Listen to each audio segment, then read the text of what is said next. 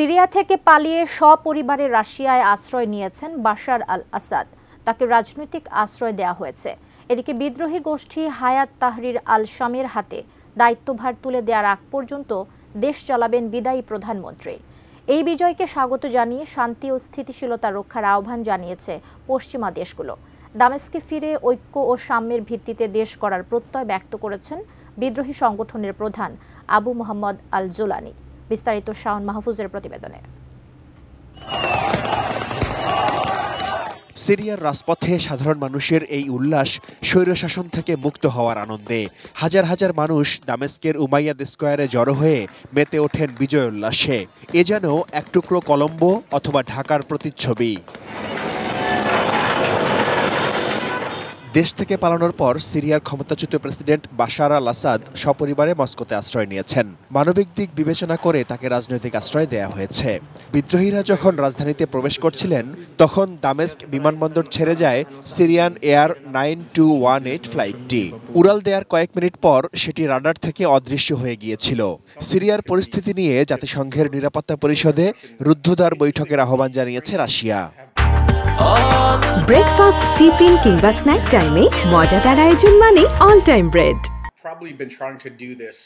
বিজয় অর্জিত হওয়ার বেশ কয়েক ঘন্টা পর বীরের বেশে রাজধানী দামেস্কে যান হায়াত তাহরির আল শামের প্রধান আবু মোহাম্মদ আল জোলানি।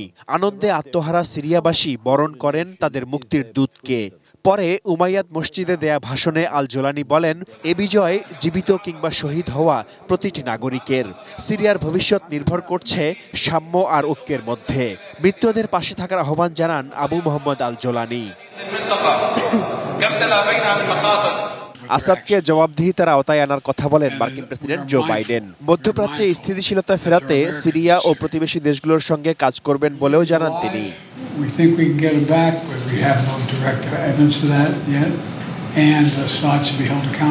তবে এই ইস্যু থেকে যুক্তরাষ্ট্রের দূরে থাকা উচিত বলে মনে করেন নবনির্বাচিত মার্কিন প্রেসিডেন্ট ডোনাল্ড ট্রাম্প।